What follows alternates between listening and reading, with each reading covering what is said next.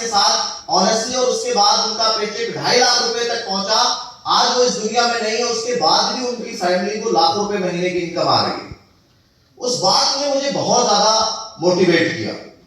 मुझे लगा कि मुझे मेरी मंजिल मिल गई, लेकिन भरोसा नहीं हो रहा था। फिर जब प्रोग्राम खत्म हुआ, मैं उनके साथ बैठा और जो भी डाउट्स थे हमारे उनको क्लियर किया।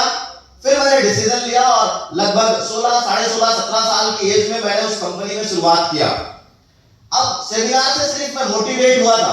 जैसे सिद्धार्थ सर बोलते हैं ना कि किसी मूर्ख को आप मोटिवेट कर देते हो तो वो बुद्धिमान नहीं होता, वो मोटिवेटेड मूर्ख हो जाता है जो ज्यादा गलतियां करता है। तो अब मैं सेमिनार में गया, मोटिवेट तो हो गया, यहां एनर्जी मिल जाती है हमको, बहुत सारे अचीवर्स होते हैं, मोटिवेट तो हो गया, लेकिन नॉलेज नहीं थी मुझे। इंडस्ट्री के बारे में कुछ नहीं पता था, सिस्टम के बारे में कुछ नहीं पता था। सिर्फ इतनी बात समझ में आई थी कि 2 लोगों को ज्वाइन करवाना है। नॉर्मली ऐसे नए व्यक्ति को समझ में आता, मुझे भी समझ में आया। मुझे लगा इतने सारे हमारे रिश्तेदार हैं, इतने सारे अजीज दोस्त हैं, कोई ना कोई तो मेरी बात मान ही लेगा। अब जो खास रिश्तेदार थे और दोस्त थे, उनका नाम तुरंत दिमाग में आने लगा।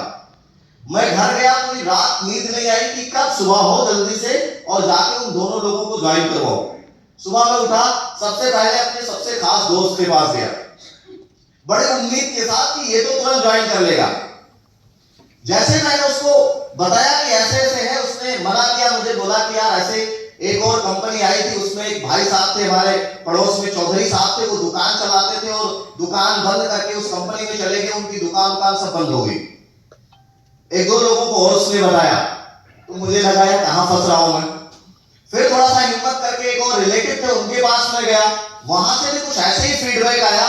फिर मुझे लगा कि यार ये सब चीजें ना दिल्ली में ही, इत्तेफाक से वो जो लीडर थे दिल्ली के ही थे, तो मुझे लगा ये सब चीजें दिल्ली में ही चल सकती हैं, ये हमारे छोटी जगहों पर ये सब चीजें नहीं चलने वाली हैं।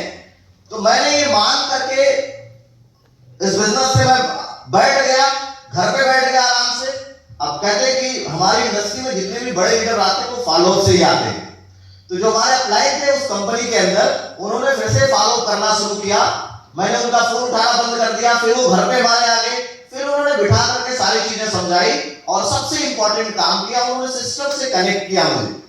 उस कंपनी के कुछ बड़े अचीवर्स थे, उनके ऑडियो कैसेट आते थे उस टाइम पर, तो उन्होंने मुझे वॉकमैन वगैरह दिलवाया, ऑडियो कैसेट दिलवाया और उन्होंने कहा कि अभी आपको किसी से बात नहीं करनी, आप पहले ही ऑडियो कैसेट सुनो, पहले नॉलेज लो, उसके बाद आपको लोगों से बात करनी है। बहरहाल वो सब चीजें धीरे धीरे हुई और मैंने उस कंपनी के अंदर काम स्टार्ट करा। 2 साल खूब जुनून से मैंने काम स्टार्ट किया, मैंने सीखा और काम स्टार्ट किया। 2 साल के अंदर हाईएस्ट पेचेक जो उस कंपनी में रहा वो 3871 रुपए का रहा, 3871 रुपए का हुआ क्या। लेकिन अच्छी बात यह थी कि उन 2 सालों में उस कंपनी के अंदर जो है ड्रीम बिल्ड हो चुके थे। बड़ा सोचना हमने शुरू कर दिया था, इस इंडस्ट्री की पोटेंशियल समझ में आ गई थी। 2 साल के बाद जिस बात का डर था वही हुआ, उस कंपनी पे केस हुआ और वो कंपनी 6 महीने के लिए बंद हो गई। अब वो टाइम जो था वो मेरे लिए सबसे खराब टाइम था, सबसे दुखदाई टाइम था, क्योंकि कहते हैं ना जब किसी इंसान को उसकी उम्मीदें टूटती हैं, उसके सपने टूटते हैं, तो उस टाइम सबसे तकलीफ होती है। तो उस टाइम सबसे तकलीफ हुई मुझे 6 महीने तक। उसके बाद मैं घर से बाहर नहीं निकला।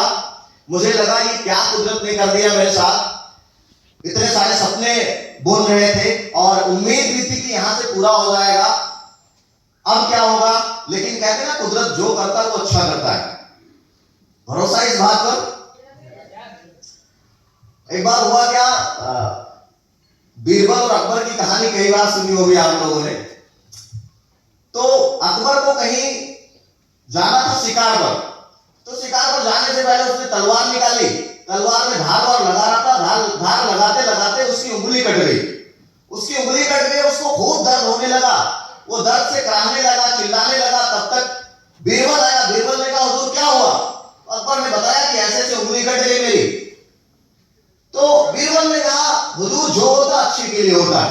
अब अकबर को बड़ा गुस्सा आया, उसने कहा इसमें क्या अच्छा हुआ, मेरी उंगली कट गई, इस कमबख्त को ले जाओ जेल में बंद कर दो, पूरे रात कोड़े से मारना और सुबह इसकी फांसी दे देना।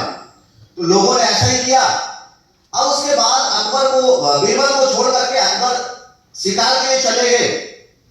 शिकार पे जब गए तो वहां तो जंगल में आजमानो टाइप के लोग उनको मिल गए, जिनके यहाँ कोई एक पर्व होता था साल में, और उनका ये मानना था कि उस पर्व पे किसी हंसपुस इंसान की बलि को चढ़ाएंगे। अब उनको अकबर दिख गया, है ना, तो अकबर से ज्यादा बढ़िया इंसान तो कोई मिल ही नहीं सकता था। अकबर को पकड़ के ले गए, नहलाए धुलाए, परफ्यूम वर्फ्यूम छिड़के, लिटाए। तो जब तक किसी की नजर पड़ी उंगली पर, तो उंगली कटी थी। लोगों ने कहा ये विशुद्ध है, इसकी बलि नहीं चढ़ सकती है। जैसे ही ये बात अकबर ने सुनी, अकबर को बीरबल की बात याद आ गई कि यार सही बोला था बीरबल ने, अगर उंगली नहीं कटी होती तो गला जरूर कट जाता। अब ये बात सोचता हुआ अकबर जल्दी जल्दी घर पहुंचा और अपने लोगों से बोला कि यार बीरबल को छोड़ दो। बीरबल को जैसे ही छोड़ा गया, बीरबल आया, अकबर ने माफी मांगी कि बीरबल यार गलती हो गई, मेरी वजह से तुम्हें इतनी तकलीफ हुई, इतनी मार पड़ी, तुम सही कह रहे थे, जो होता अच्छे के लिए होता है। अकबर ने सारी बात बताई तो बीरबल ने फिर बोला कि हुजूर जो हुआ अच्छा हुआ, जो होता अच्छे के लिए होता है। तो अकबर ने फिर कहा इसमें क्या अच्छा हुआ यार, मेरी वजह से तुम्हें इतनी तकलीफ हुई, इतनी मार पड़ी, उसमें भी तुम्हें गुस्सा नहीं आ रहा है मेरे ऊपर, तुम कह रहे हो जो होता अच्छे के लिए होता है। तो उसने कहा सर अगर आप मुझे बंद ना करवाए होते, कोड़े ना बरसवाए होते मेरे ऊपर, तो मैं भी आपके साथ जाता। आपकी तो उंगली कट गई थी, इस वजह से आप बच गए, तो मैं बचने वाला नहीं था।